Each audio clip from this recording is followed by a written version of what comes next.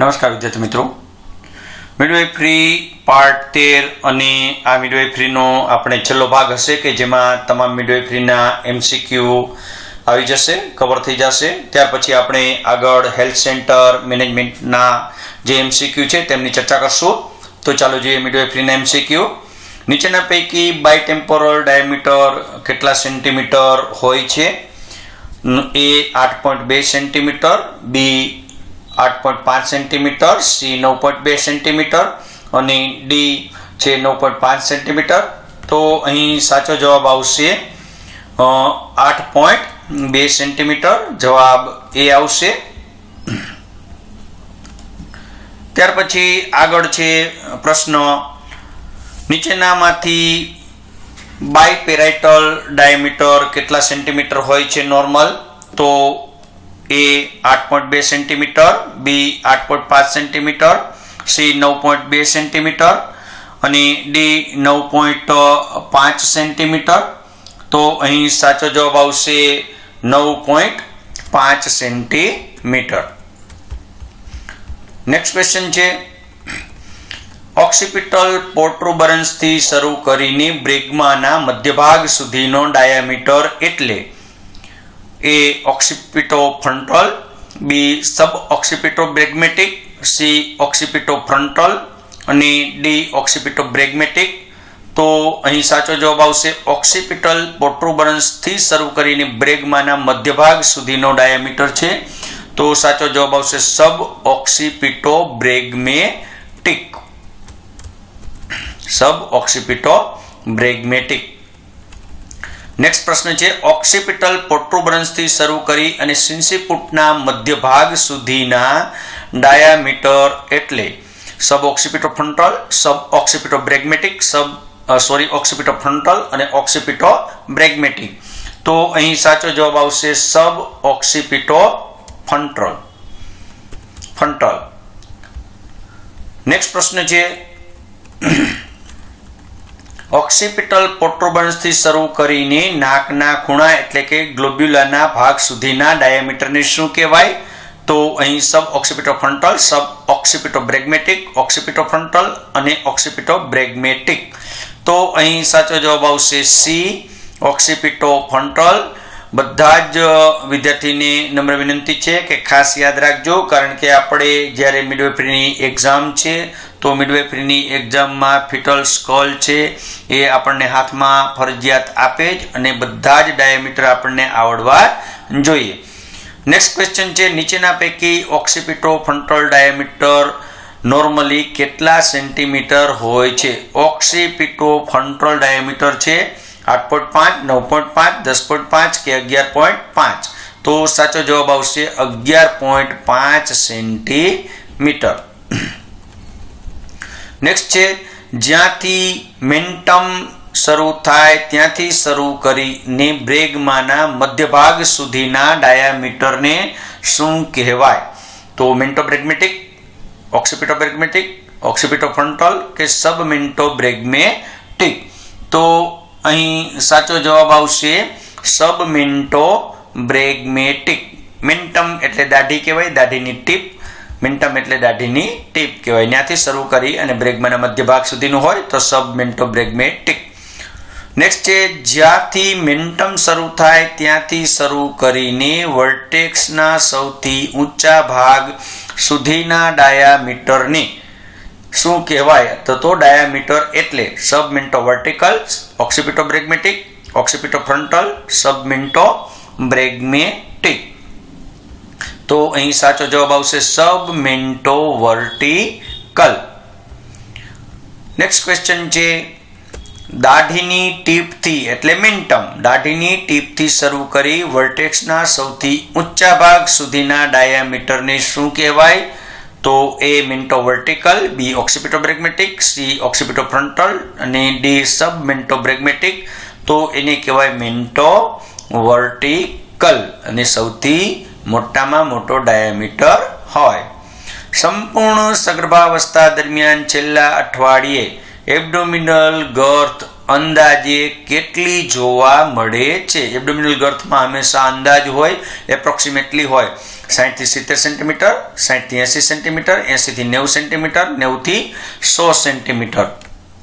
તો અહીં જવાબ આવશે 90 થી 100 સેન્ટીમીટર જેટલી. નેક્સ્ટ છે સગર્ભાવસ્થા દરમિયાન યુટ્રસનું વજન કેટલું વધે છે? 700 ગ્રામ, 800 ગ્રામ, 900 ગ્રામ કે 1 કિલોગ્રામ અથવા તો 1000 ગ્રામ. તો વજન વધે કેટલું? 900 ગ્રામ. બરાબર, બધાના વજન યાદ રાખવાના છે. ટોટલ એન્ટીનેટલ દરમિયાન જે 11 કિલો વેઇટ થાય એ 11 કિલો વેઇટ આપણને આવડવું જોઈએ. ડિલિવરી પછી કુદરતી રીતે જ બ્લીડિંગ થતું અટકાવે તે મસલ્સને શું કહેવાય? નેચરલ સ્યુચરિંગ, લિવિંગ લાઇગેચર, બ્લીડિંગ કંટ્રોલર કે એક પણ નહીં. તો જવાબ આવશે લિવિંગ લાઇગેચર. ઘણી વખત ખાલી જગ્યામાં પૂછાયેલું છે, ઘણી વખત જોડકામાં પૂછાયેલું છે, ઘણી વખત ખરાખોટામાં પણ પૂછાયેલું છે. 16મા અઠવાડિયા બાદ માતાને ફિટસ ફરકતું હોય તેવું જણાય તેને યુટેરાઇન સુફલ, ફિટલ સાઉન્ડ, ક્વિકનિંગ કે અસ્કલ્ટેશન. તો અહીં સાચો જવાબ આવશે ફરકતું હોય તેવું હોય તો ક્વિકનિંગ. આપણે યુટેરાઇન સુફલ એક વખત ઓલરેડી આવી ગયું કે હળવા મોજા જેવો અવાજ આવતો હોય તો યુટેરાઇન સુફલ કહેવાય. ફિટલ સાઉન્ડ એટલે FHS જે સંભળાઈએ, અસ્કલ્ટેશન એટલે સાંભળીને જે આપણે એક્ઝામિનેશન કરી એની કહેવાય અસ્કલ્ટેશન. દાખલા તરીકે સ્ટેથેસ્કોપ વડે, ફિટોસ્કોપ વડે, અલ્ટ્રાસાઉન્ડ વડે, બરાબર, તો એની કહેવાય અસ્કલ્ટેશન. મમતા એટલે શું? માતા અને બાળકની નોંધણી માટેનો સોફ્ટવેર, માતા અને બાળકની નોંધણી માટેનું કાર્ડ, માતા અને બાળકની નોંધણી માટેનો રજિસ્ટર, માતા અને બાળકની નોંધણી માટેનું ફોર્મ. તો મમતા એટલે થાય માતા અને બાળકની નોંધણી માટેનું સોફ્ટવેર. પ્રશ્ન પૂછાઈ ગયેલો છે. પ્રશ્ન VMC એટલે કે વડોદરા મ્યુનિસિપલ કોર્પોરેશનની એક્ઝામમાં આ પ્રશ્ન ઓલરેડી પૂછાઈ ગયેલો છે. નેક્સ્ટ છે કેટલામાં અઠવાડિયે સગર્ભાવસ્થામાં ફંડસનો ભાગ અમ્બેલિકલ અને જીફિસ્ટર્નમ વચ્ચે જોવા મળે? તો કયા અઠવાડિયે અમ્બેલિકલ અને જીફિસ્ટર્નમ વચ્ચે ભાગ જોવા મળે? 20 અઠવાડિયે, 30 અઠવાડિયે, 32 અઠવાડિયે કે 37 અઠવાડિયે? તો આવશે 30 અઠવાડિયે. ઓકે. નેક્સ્ટ ક્વેશ્ચન છે કેટલામાં અઠવાડિયા પછી પ્લાસેન્ટા દ્વારા એન્ડોક્રાઇન કાર્ય શરૂ થાય છે? બરાબર, 10 અઠવાડિયે, 15 અઠવાડિયે, 20 અઠવાડિયે કે 25 અઠવાડિયે?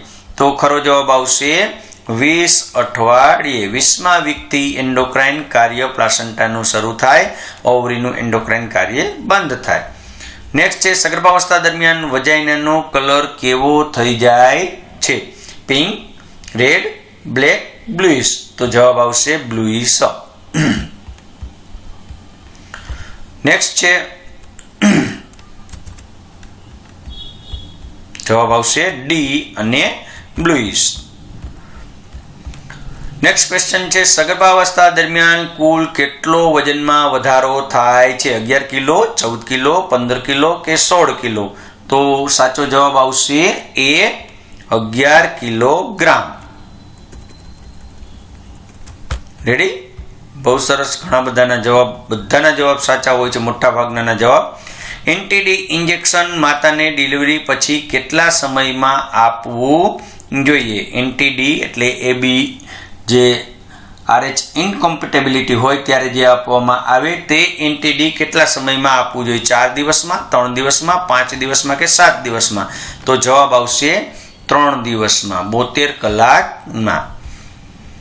નેક્સ્ટ ક્વેશ્ચન છે જો માતા RH નેગેટિવ હોય અને બાળક RH પોઝિટિવ હોય તો કયું ઇન્જેક્શન આપવામાં આવે છે? એન્ટી-ડી, એન્ટી-સી, એન્ટી-એ કે એક પણ નહીં? તો જવાબ આવશે એન્ટી-ડી. નેક્સ્ટ પ્રશ્ન છે મોરુલાને યુટ્રસ સુધી પહોંચતા કેટલા દિવસ લાગે છે? મોરુલાને યુટ્રસ સુધી પહોંચતા કેટલા દિવસ લાગે છે? 1 થી 2 દિવસ, 2 થી 3 દિવસ, 3 થી 4 દિવસ કે 5 થી 7 દિવસ? તો સાચો જવાબ આવશે સી, 3 થી 4 દિવસ. નેક્સ્ટ ક્વેશ્ચન છે HIV પોઝિટિવ વાળી માતાને ડિલિવરી વખતે બાળકને HIV થતું અટકાવવા કઈ દવા આપવામાં આવે છે? બધાને ખ્યાલ છે અને પ્રશ્ન ઘણી વખત અવારનવાર પૂછાય છે. નેવેરાપ્રિન, ઝાયડોવુડિન, A અને B બંને, એક પણ નહીં. તો અહીં જવાબ આવશે C, A અને B બંને. નેવેરાપ્રિન અને ઝાયડોવુડિન બેમાંથી ગમે તે એક આપી શકાય. નેક્સ્ટ ક્વેશ્ચન છે નીચેનામાંથી કયા મેટર્નલ મોર્ટાલિટીના ડાયરેક્ટ કારણ છે? એબોર્શન, એનિમિયા, APH અને ઉપરના તમામ. તો ડાયરેક્ટ કારણ કયા કહેવાય? તો ઉપરના તમામ ડાયરેક્ટ કારણ કહેવાય. નેક્સ્ટ ક્વેશ્ચન છે સગર્ભાવસ્થા દરમિયાન ફેટના વજનમાં કેટલો વધારો થાય છે? બધા જુદા જુદા ઇન્ડિકેટર હતા કે એમ્નિયોટિક ફ્લુઇડ છે, બ્લડ છે, સેલ અને વોલ્યુમ છે, ફેટ છે, પ્લાસન્ટા છે, ફિટસ છે. તો એમાંનું ફેટ આવ્યું કે ફેટનું વજન કેટલું વધે? 2 કિલોગ્રામ, 2.5 કિલોગ્રામ, 2.7 કિલોગ્રામ કે 2.9 કિલોગ્રામ? તો જવાબ આવશે 2.7 કિલોગ્રામ. નેક્સ્ટ IUGR એટલે આ પણ પૂછાઈ ગયેલું છે. Intrauterine growth retardation, intrauterine growth rate, intrauterine gravity rate, intrauterine grasping rate. તો અહીં ખરો જવાબ આવશે A, intrauterine growth retardation. Next question છે 40% સગર્ભા માતામાં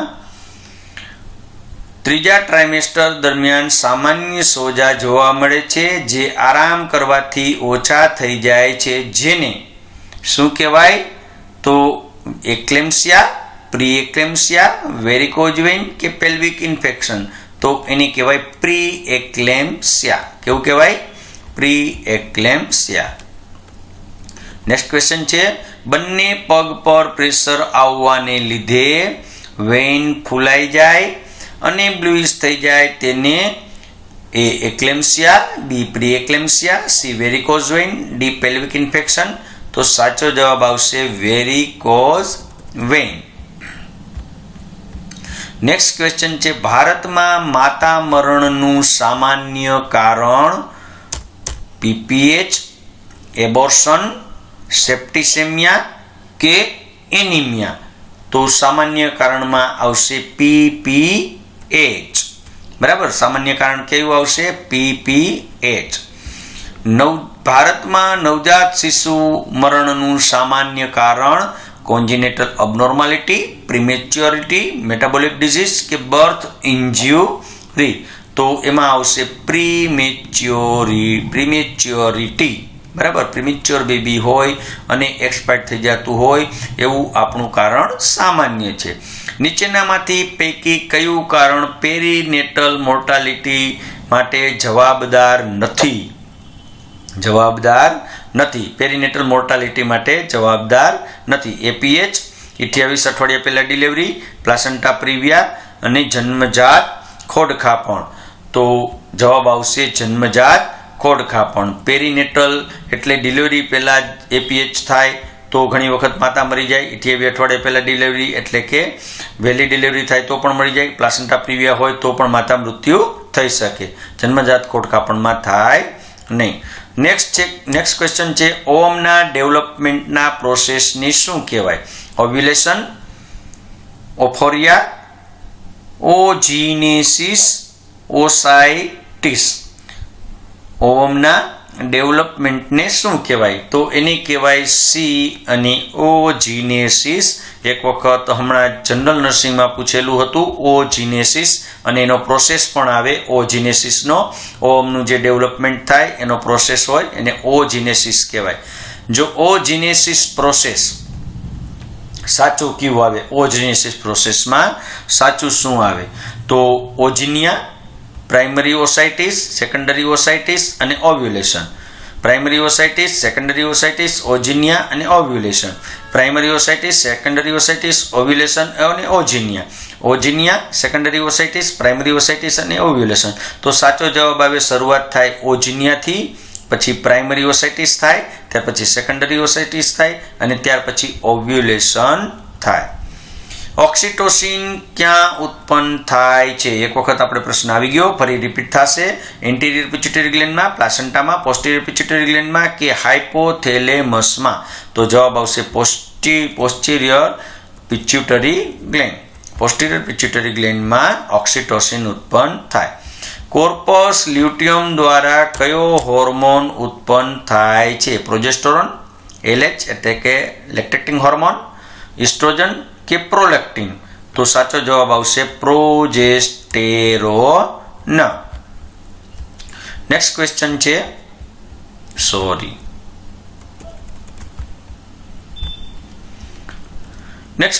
છે કયા ફેક્ટરના કારણે વજાઇનલ pH એસિડિક બને છે? નેક્સ્ટ ક્વેશ્ચન છે પોસ્ટ મેચ્યોરિટીમાં એમ્નિયોટિક ફ્લુઇડનો કલર કેવો હોય છે? પોસ્ટ મેચ્યોરિટી એટલે પોસ્ટમ, બરાબર, 37 અઠવાડિયા થઈ ગયા હોય, એના ઉપરનું 42 અઠવાડિયા થઈ ગયા હોય છતાંય બેબીનો બર્થ ન થાય તો એને પોસ્ટ મેચ્યોરિટી કહેવાય. એમાં એમ્નિયોટિક ફ્લુઇડનો કલર કેવો હોય? તો ગ્રીન, સેફ્રોન, ગોલ્ડન કે ગ્રે? તો એને કહેવાય સેફ્રોન કલર. કેવો કહેવાય? Saffron colour. યાદ રાખજો હો, ક્યારેક આવે તો એને કહેવાય સેફ્રોન કલર. નેક્સ્ટ છે કયા ફેક્ટરના કારણે વજાઇનલ pH એસિડિક બને છે? બાર્થોલિન ગ્લેન્ડના સિક્રિશન, બી ડોડરલિન બેસિલાઈના કારણે અને સી સર્વિક્સના મ્યુકસમાં બદલાવ થવાના કારણે. તો જવાબ આવે ડોડરલિન બેસિલાઈના કારણે pH વેલ્યુ એસિડિક બને. નેક્સ્ટ છે બે કે તેથી વધુ વખત એબોર્શન થાય તો તેને થ્રેટેન, સ્પોન્ટેનિયસ, હેબિચ્યુઅલ કે કમ્પ્લીટ એબોર્શન કહેવાય? તો એને કહેવાય સ્પોન્ટેનિયસ એબોર્શન. નેક્સ્ટ છે પેલ્વિક ફ્લોરમાં સૌથી અગત્યના મસલ્સ કયા છે? લિવેટર એની મસલ્સ, કોટિલોઇડ, પ્યુબોકોક્સિજિયલ કે ઇસ્ચોકન્વર્સ? તો એને કહેવાય લિવેટર એની મસલ્સ. કેવા કહેવાય? લિવેટર એની મસલ્સ. નેક્સ્ટ છે પ્રેગ્નન્સી દરમિયાન નીચેના પૈકી કયા ઓર્ગનમાં ફિઝિયોલોજીકલ ચેન્જીસ જોવા મળે છે? યુટ્રસ, વજાઇના, બ્રેસ્ટ કે ઉપરના તમામ? તો સાચો જવાબ આવશે ઉપરના તમામ. નેક્સ્ટ પ્રશ્ન છે ઉપરના તમામ. નેક્સ્ટ ક્વેશ્ચન છે પ્રેગ્નન્સીના પહેલા ટ્રાઇમેસ્ટર દરમિયાન નીચેના પૈકી કયા જોવા મળતા નથી? બરાબર, કયા સાઇન જોવા ન મળે પહેલા ટ્રાઇમેસ્ટરમાં? ક્વિકનિંગ, મોર્નિંગ સિકનેસ, એમેનોરિયા, ફ્રીક્વન્સી ઓફ મેચ્યુરેશન? તો પહેલા ટ્રાઇમેસ્ટરમાં શું જોવા ન મળે? તો ક્વિકનિંગ ન જોવા મળે. એમેનોરિયા હોય, મોર્નિંગ સિકનેસ હોય, બરાબર, ફ્રીક્વન્સી ઓફ મેચ્યુરેશન પણ હોય. લેબરનો પ્રાઇમરી પાવર કોને કહેવાય? લેબરનો પ્રાઇમરી પાવર કોને કહેવાય? Bearing down pain, uterine contraction, abdominal contraction, thoracic power? તો લેબરનો પ્રાઇમરી પાવર એટલે કહેવાય યુટેરાઇન કોન્ટ્રાક્શન. યાદ રાખજો હો, એને કહેવાય લેબરનો પ્રાઇમરી પાવર. નેક્સ્ટ છે પીપીએચ નું સૌથી સામાન્ય કારણ ઓસ્મિસિટી of uterus, puerperal sepsis, birth injury કે એડીએચ એટલે કે એન્ટીડાયુરેટિક હોર્મોન? તો સૌથી સામાન્ય જો પીપીએચ નું કારણ હોય તો એને કહેવાય ઓટોમિસિટી ઓફ યુટ્રસ. નેક્સ્ટ છે દર કલાકે કેટલા ફિટલ મુવમેન્ટ હોય તો નોર્મલ ગણવામાં આવે છે? એક વખત, બે વખત, 3 વખત કે 4 વખત? તો જવાબ આવશે સી અને 4 વખત.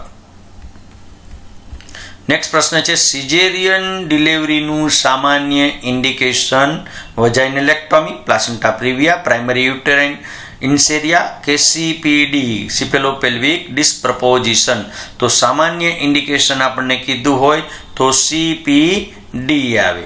બરાબર, ઓલું તો પ્લાસેન્ટા પ્રિવિયા તો હોય જ સિઝેરિયનનું ઇન્ડિકેશન, પણ સામાન્ય ઇન્ડિકેશનમાં સિફેલોપેલ્વિક ડિસ્પ્રપોઝિશન આવે. ચાઇલ્ડ બર્થના ટાઈમ પીરિયડને ખાલી જગ્યા કહેવાય છે. ચાઇલ્ડ બર્થના ટાઈમ પીરિયડને શું કહેવાય? પ્રેગ્નન્સી, પર્ટુરિયન, પરપ્યુરમ કે ઇન્ટ્રાનેટલ? તો ચાઇલ્ડ બર્થનો ટાઈમ હોય એને કહેવાય ઇન્ટ્રાનેટલ, એન્ટીનેટલ, ઇન્ટ્રાનેટલ અને પછી આવે પોસ્ટનેટલ. નેક્સ્ટ પ્રશ્ન છે, પ્લાસેન્ટા છૂટી પડવાની પહેલી નિશાની કઈ છે? યુટ્રસની સાઇઝમાં ફેરફાર થાય, કોર્ડની લંબાઈમાં વધારો થાય, કોર્ડમાં પલ્સેશન આવે કે ફંડલ હાઇટમાં વધારો થાય? પહેલી નિશાની છે કોર્ડની લંબાઈમાં વધારો થાય. નેક્સ્ટ છે, લેબરનું ફર્સ્ટ સ્ટેજ ક્યાં સુધી હોય છે? સર્વિક્સનું ફૂલ ડાયલેટેશન થાય ત્યાં સુધી, ક્રાઉનિંગ થાય ત્યાં સુધી, મેમ્બ્રેન રપ્ચર થાય ત્યાં સુધી કે 3/5 ડાયલેટેશન ઓફ સર્વિક્સ થાય ત્યાં સુધી? તો આવશે જવાબ એ, સર્વિક્સનું ફૂલ ડાયલેટેશન થાય ત્યાં સુધી. નેક્સ્ટ પ્રશ્ન છે, નોર્મલ લેબરમાં યુટ્રસની કુલ લંબાઈ કેટલા સેન્ટીમીટર સુધી વધે છે? 30 સેન્ટીમીટર, 35 સેન્ટીમીટર, 40 સેન્ટીમીટર કે 45 સેન્ટીમીટર? જવાબ આવશે 30 સેન્ટીમીટર. 30, 30 ને 20, 7.5, 5 અને 2.5 માંથી 30, 20 ને 20 થાય એવું યાદ આપણે રાખવાનું છે. સેકન્ડ સ્ટેજ ઓફ લેબર દરમિયાન કોન્ટ્રાક્શન કેટલો સમય સુધી ટકી શકે છે? 10 થી 20 સેકન્ડ, 30 થી 40 સેકન્ડ, 40 થી 60 સેકન્ડ કે 60 થી 90 સેકન્ડ? તો જવાબ આવશે 40 થી 60 સેકન્ડ સુધી ટકી શકે છે, કારણ કે સેકન્ડ સ્ટેજ ઓફ લેબરમાં બેબીનો બર્થ થાય. હેતલબેનને દરેક કોન્ટ્રાક્શન વખતે બેરિંગ ડાઉન ઓફ હેડ હોય તો લેબરના કયા સ્ટેજમાં હોય? પ્રશ્ન પૂછાયેલો છે અને બેરિંગ ડાઉન ઓફ હેડ એટલે હેડ નીચે આવી જતું હોય તો એ હોય સેકન્ડ સ્ટેજ ઓફ લેબર. યાદ રાખજો. નેક્સ્ટ પ્રશ્ન છે, હેતલબેનને લેબર દરમિયાન ઓક્સિટોસિન આપવામાં આવે તો તેનું સામાન્ય કારણ શું હોઈ શકે? તેના કોન્ટ્રાક્શન સ્ટોપ થઈ ગયા હોય, વજાઇનલ બ્લીડિંગ હશે, પ્લાસેન્ટા બહાર આવી ગઈ હશે કે પીપીએચ હશે? તો એનું સામાન્ય કારણ હોય તેના કોન્ટ્રાક્શન ધીમા પડી ગયા હોય, સ્ટોપ થઈ ગયા હોય. નેક્સ્ટ છે, હેતલબેનની એક્સપેક્ટેડ ડેટ ઓફ ડિલિવરી નક્કી કરવા માટે તમે મેન્સ્ટ્રુએશનના કયા દિવસ વિશે પૂછશો? બીજા દિવસ, ત્રીજા દિવસ, પ્રથમ દિવસ કે છેલ્લા દિવસ? તો આપણે પૂછશું પ્રથમ દિવસ. કેટલામો દિવસ પૂછશું? પ્રથમ દિવસ. નેક્સ્ટ પ્રશ્ન છે, હેતલબેનની લાસ્ટ મેન્સ્ટ્રુએશન પીરિયડની તારીખ 15 નવેમ્બર 2019 હોય તો તેની ઈડીડી કઈ હોઈ શકે? બરાબર. એલએમપી છે 15 નવેમ્બર 2019, તો તમારે ઈડીડી કાઢવાની છે. આવો એકાદો ક્વેશ્ચન હોય ને હોય, ગમે ત્યારે આવો પ્રશ્ન પૂછાય તો આ પ્રશ્નનો આપણે જવાબ શું લખવાનો છે? તો 15 નવેમ્બરમાં 7 દિવસ અને 9 માસ ઉમેરી દો. કયો જવાબ આવે છે તે જુઓ, તમને ટાઈમ આપ્યો જ છે. બરાબર. તો 15 અને 7 22 થાય, તો અહીં 22 ફેબ્રુઆરી પણ આપી છે, 22 જુલાઈ પણ આપી છે, 22 ઓગસ્ટ પણ આપી છે.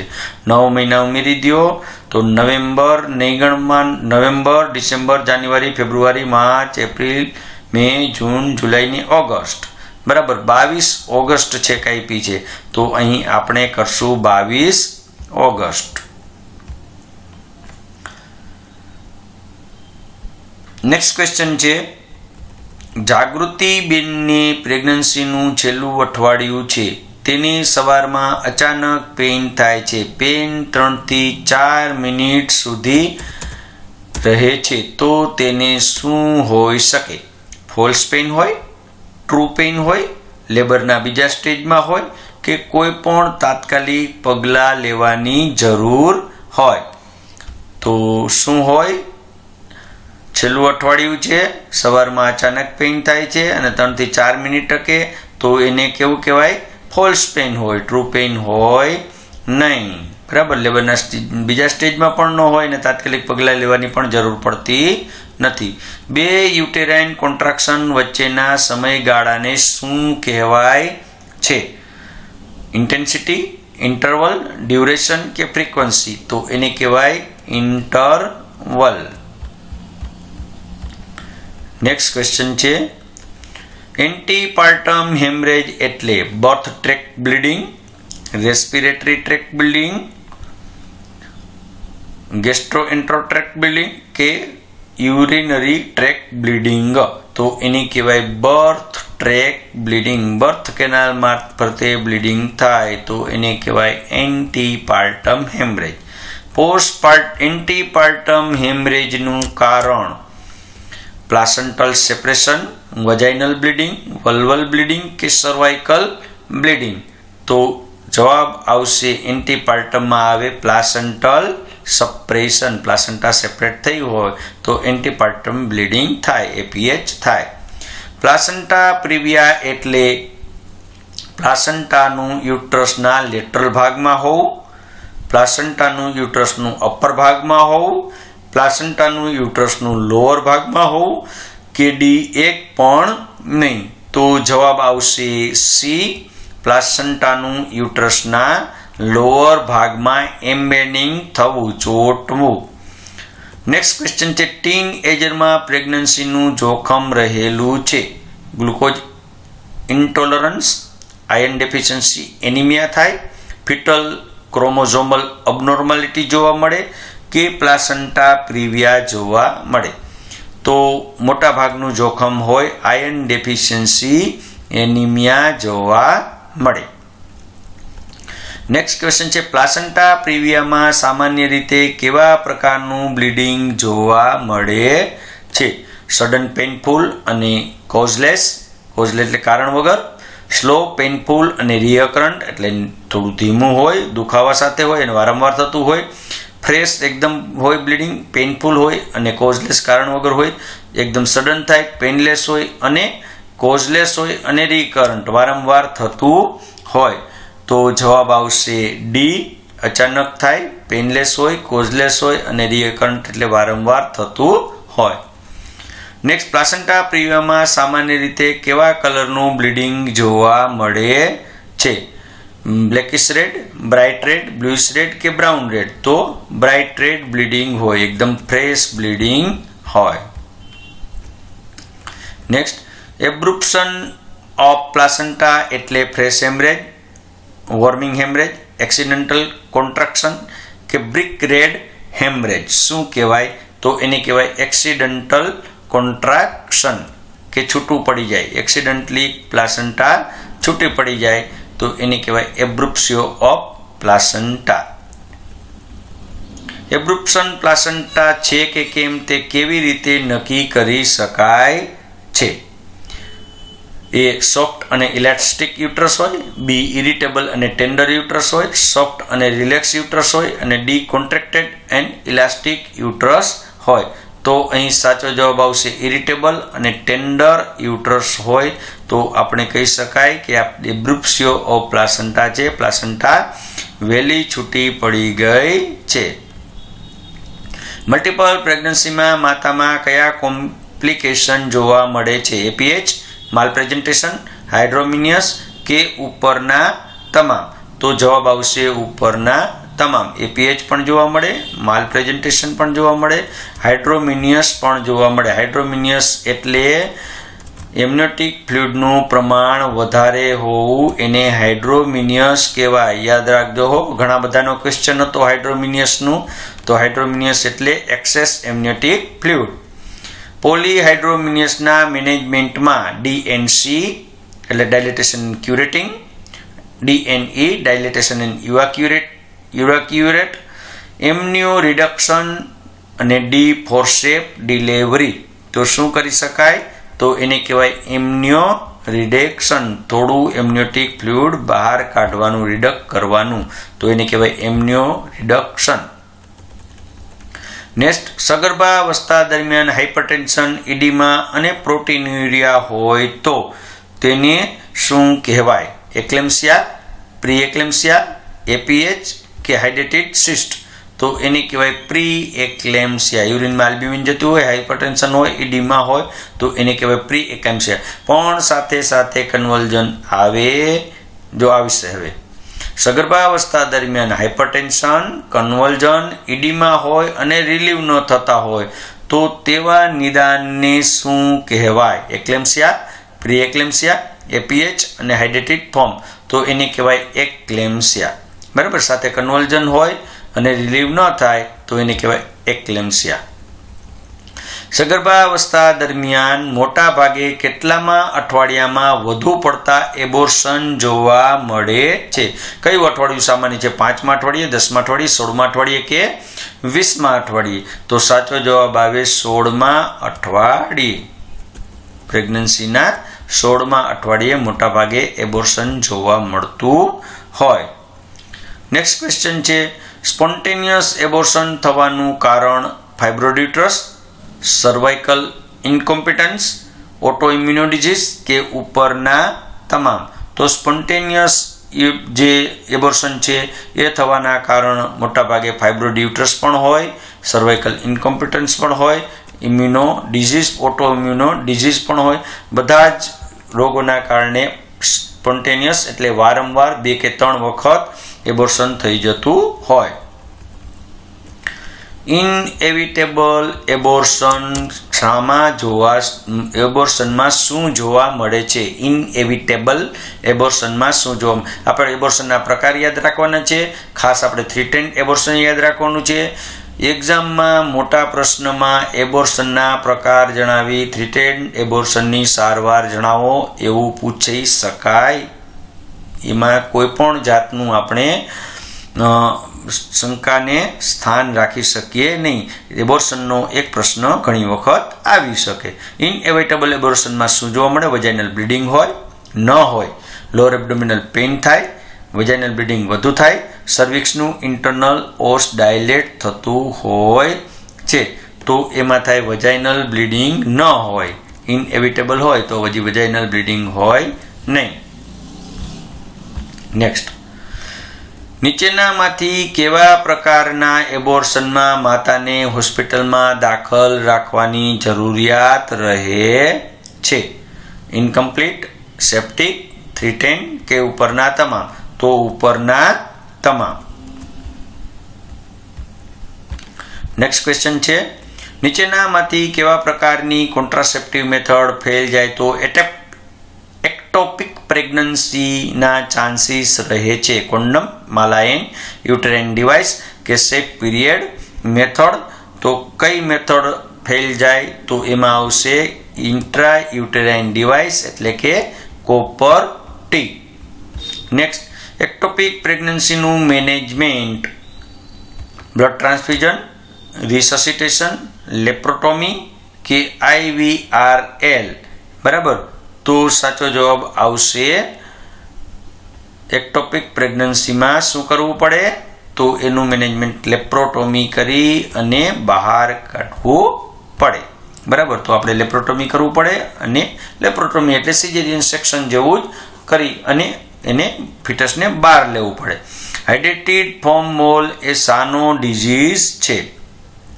એમ્નિયોનનો, કોરિયોનનો, ટ્રોફોબ્લાસ્ટનો કે અમ્બિલિકલ કોર્ડનો? તો એને કહેવાય કોરિયોનનો. કોરિયોનનો એટલે પ્લાસન્ટલ ડિઝીઝ કહેવાય.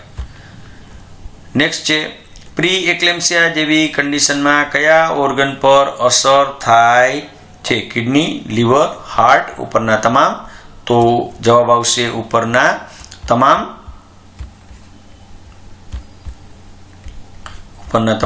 પ્રી એક્લેમ્સિયાના મુખ્ય 3 લક્ષણો: હાઇપરટેન્શન, ઇડીમા, પ્રોટીન્યુરિયા.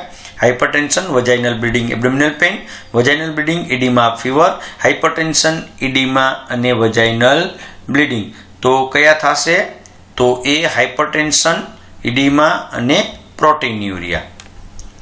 નેક્સ્ટ ક્વેશ્ચન છે, સિવિયર પ્રી એક્લેમ્સિયા જેવી કન્ડિશનમાં બ્લડ પ્રેશર કેટલું હોય છે? સિવિયર પ્રી એક્લેમ્સિયા હોય તો બ્લડ પ્રેશર કેટલું હોય? 120/80, 140/90, 160/110 અને એબવ 160/110. બરાબર. તો સાચો જવાબ આવે 160 કરતાં પણ વધુ ઉપરનું હોય, 110 કરતાં પણ વધુ નીચેનું હોય છે. અહીં આપણે હજી આપણી પાસે કુલ 45 જેટલા MCQ મિડવાઇફરીમાં રહેશે. તો આપણે વધુ MCQની આપણે આગળ નહીં વધારીએ, પણ એક વિડીયો અલગથી 13 છે તો એના બદલે 14 કરી અને પછી આપણે છેલ્લો મિડવાઇફરીનો વિડીયો નંબર 14 રહેશે. કારણ કે આપણે ઘણો બધો સમય લઈ અને તમને પણ થાક લાગે અને સાથે સાથે આપણું જે કોન્સન્ટ્રેશન છે એમાં પણ આપણે ડાયવર્ટ થાય. તો અહીં આપણો વિડીયો પૂરો કરીએ. ખૂબ ખૂબ આભાર. ધન્યવાદ.